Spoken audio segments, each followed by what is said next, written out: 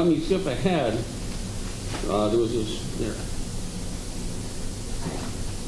There was a story on April 25th, the oil leaks could take months to stop. So we begin to get worried about it. On April 29th, it says the size of the spill in the Gulf is larger than we thought.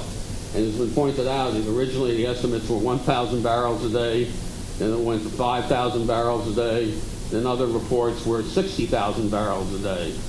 So very difficult to deal, for a journalist to deal with what's really the truth here, as you try to get the information. Then finally, on May 29th, the McClatchy Washington Bureau, which is a pretty good news organization, wrote this story. It mirrors a report that you all are familiar with, Anderson Cooper on CNN, that he gave on CNN. And what it says is this.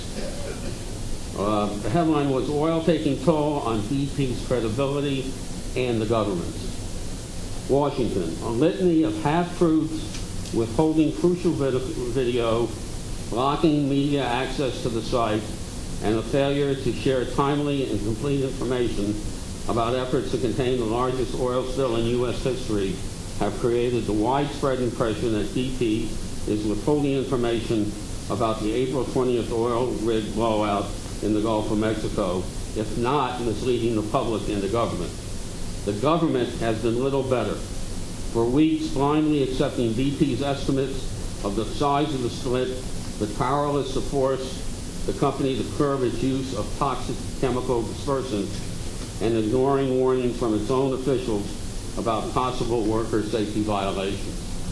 So there it was, May 29th, more than a month after it first happened. We start to get a better picture of just how difficult a story it was going to be for us to cover. Let me make one last point, which is a geopolitical point, which is that I have a close friend by the name of Michael Mandelbaum, who's a professor of American diplomacy at Johns Hopkins University. You'll often see him quoted in Tom Friedman's column in the New York Times.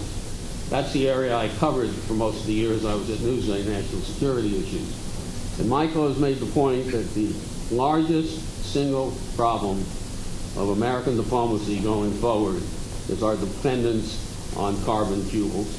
And until we have the foresight and the courage to do something about that, such as raising the tax on gasoline, we're going to be very vulnerable in a geopolitical sense, not to mention the scientific effects that we've been talking about here. Let me stop there. I'd be happy to take any questions.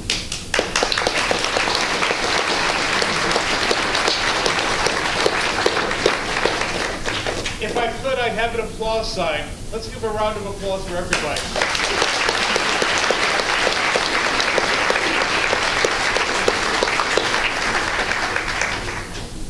Okay, so we're going to have questions now from the audience. And I'm going to ask the first question. Anne said that it was impossible for me to shut up, and I'm going to prove her correct. But I'm not going to make any comments. I'm going to ask a question. There was, and anyone who wants to answer it, please do.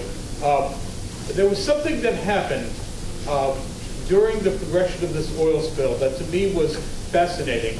And it has to do with performance, that is the reaction to the oil spill, and the feeling of how well we did.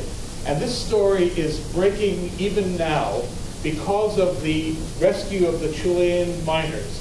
And here are the two statements that came out. One, almost about 2 days after the oil spill itself, 3 days. This statement was made nearly in the same words, and therefore it must have been planned by some central part of the government. This was the statement. The statement was, it doesn't matter how big or small the oil spill is, because we're treating it as a worst case scenario and we're throwing everything at it.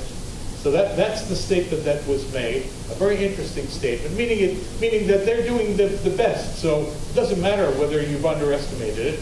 And here's the second statement. The second statement has been made in the last 48 hours or 24 hours even by a number of, shall we say, right-wing commentators. meeting on Fox News day and night, ever since as the miners have been rescued. And that is that, look at Chile. Chile found experts all over the world. They brought them in. They got the miners rescued. They used the greatest bit in the world, manufactured in Pennsylvania. They got NASA.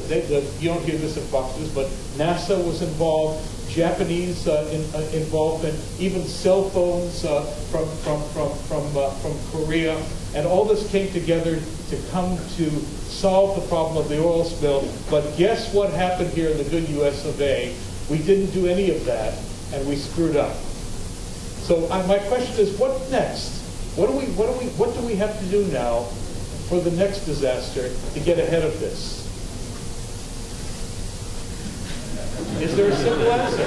Well, I used to be an editorial page editor, and you know the description of editorial page editors by H.L. Mencken was once you wait for the battle to be fought, and then you shoot the wounded. So I think you'll see, Jeff, you'll see a lot of comment now about what should have been done or could have been done. But I think, and the point Carl made, this was different than what we had anticipated. We were more prepared for an Exxon Valdez type of disaster than anything like this. So it's very hard to plan for the next disaster when you don't know the nature of it. I think in the long run, it's the point that Michael Mandelbaum made. We have to move away from our dependence on carbon fuels. Yeah, that is what it is in the long run, without a doubt, for a lot of different reasons.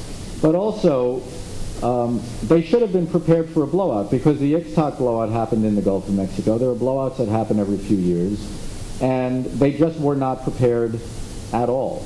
And that's inexcusable. The device that eventually was used to shut the leak off, they should have had 2 or 3 of those in warehouses, already built and tested and ready to go. And that's now what they say they're going to do. But they should have had that ready, because we know that blowouts happen. But in the long term, it is true that the dependence on fossil fuels is very bad for a lot of things, and we need to get away from that and build a clean energy economy. I agree with that, but as John Maynard Keynes said, in the long run, you're dead. So we really have to solve this other problem, which we know... Well, in the long run, he's dead, but we're still here.